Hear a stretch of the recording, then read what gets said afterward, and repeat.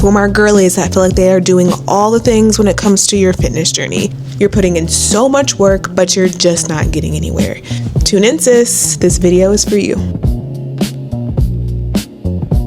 In today's video, I want to talk to you guys about things that you think are helping you towards your fitness journey, but it's actually pushing you further and further away from progress. So let's go ahead and get into it. The first habit that I'm going to talk about that is actually holding you back from reaching all your fitness goals is going to the gym every single day. And I know that sounds surprising. One thing that so many people think on their fitness journey is that they need to be in the gym every single day. They can never miss a workout. Probably the number one most asked question I get from people is how many days per week I go to the gym. And when I tell them 3 to 4 days, they are always so surprised. Oh, really? Huh? You don't go to the gym every single day? No, sis, I do not be in the gym every single day, and you don't have to either. It is so important to understand that your rest days are just as important as your gym days. What you do inside the gym is so important, but the recovery and rest that you get outside of the gym is just as important. You can only progress from what you can recover from. So if you are running your body into the ground every single day and you are never giving yourself a chance to recover, then you're not going to see the progress that you could actually be seeing if you practice proper rest and recovery. You don't need to be in the gym every single day to reach your goals. You are actually better off not going to the gym every single day.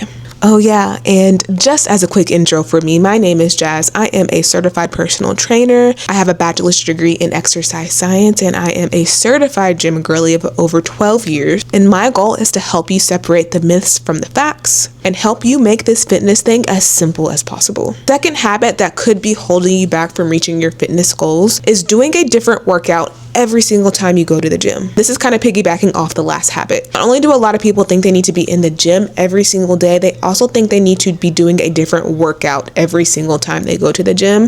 This is so not true, especially when you have specific goals. So say, for example, you are trying to build your booty. Now, sis, do not skip upper body day, but this is just an example. So say that you have a goal of building your booty. You are going to have to be consistently doing the same exercises over time to see progress. If you are not training with specificity, you're not going to see the results you're looking for. And repetition is included with specificity. You're not going to reach your goals if you don't repeat the same things time and time again. Over time, make it harder, progressively overload, get stronger. That is how you're going to get your results. And I get it. I understand that that can feel boring sometimes, but at the end of the day, are you trying to just be entertained, or do you have a goal? And if you have a goal, it's not always going to feel fun and new and novel. You're going to have to repeat the same stuff if you want to reach your goals. Now, there are definitely ways to spice it up. You can try different variations of the same movement pattern. You can use different pieces of equipment. But for the most part, you want to be repeating the same handful of workouts over time. The third habit that could be holding you back from your fitness goals is eating 1,200 calories or less per day. Starving yourself, sis, is not going to help you reach your body goals. It's not, I promise you. When I am scrolling through social media, when it comes to nutrition, that is probably the biggest piece of information that I see online is that women should be eating 1,200 calories or less a day to see the results that they want to see. Even if you are trying to lose weight, which just to let you know, that's not the only goal that you could have. There's so much more that you can aspire to on your fitness journey rather than just fat loss. But if you are someone that's trying to experience fat loss or weight loss, while yes, you do need to be in a calorie deficit, eating starvation calories, yes, will work in the short term, but in the long term, that's never going to work because it is not sustainable. Most people cannot be consistent at 1,200 or less calories per day. Not only is it not sustainable for many people, you're just not going to be able to get all the nutrients and nourishment you need off of so little food. Like, I'm sure you guys have seen it. People want to talk about, oh, strength training is ruining women's hormones. Women shouldn't lift heavy. They shouldn't work out with intensity. But you want to know what is actually ruining your hormones? Under eating. Many times under eating paired with over exercising. Your body can handle a lot of exercise. Our bodies are resilient and strong, but if we do not fuel our bodies to do that hard work, then that's when your hormones are going to get messed up.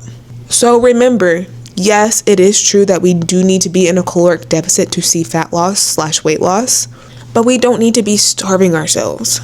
There is a happy medium. Yes, we want to adjust our eating habits, but not so much that it is putting our health at risk. And the fourth habit that could be holding you back from reaching your fitness goals is cutting out carbs. And this too is also piggybacking off the last point. Not only do people think that you need to eat super low calories, they also think the way to do that is to cut all your carbs. When we are reducing our overall caloric intake, yes, naturally that is going to come with a reduction of carb intake. But we do not need to eliminate carbohydrates. Your body needs carbohydrates. In fact, it's your brain's and your muscles' preferred source of energy. That is why it's important to eat carbs before you work out. If you're going to work hard, you need to fill up the tank. You need to fuel your body before you do that, just like I was saying before. It's not necessarily working out with an intensity that wrecks our hormones. It's the not fueling part that wrecks our hormones. A lot of people will tell you to avoid even potatoes and rice and things like that, but you absolutely do not have to.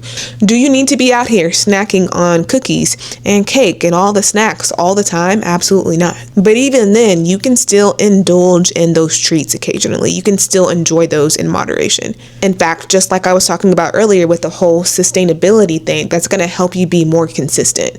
Will results come slower? 100%. But usually slower results are going to be the ones that you can maintain. When you drop 20 pounds in 4 weeks, of course you're not going to be able to sustain that because what you did to get there was unrealistic, unhealthy, unsustainable. So as soon as you go back to your regular life, you're going to gain those 20 pounds back plus more probably, just like that. The bottom line is, if we want to get the most out of our workouts, if we want our brains and our bodies to be fueled and be ready for work, then we have to give it carbs.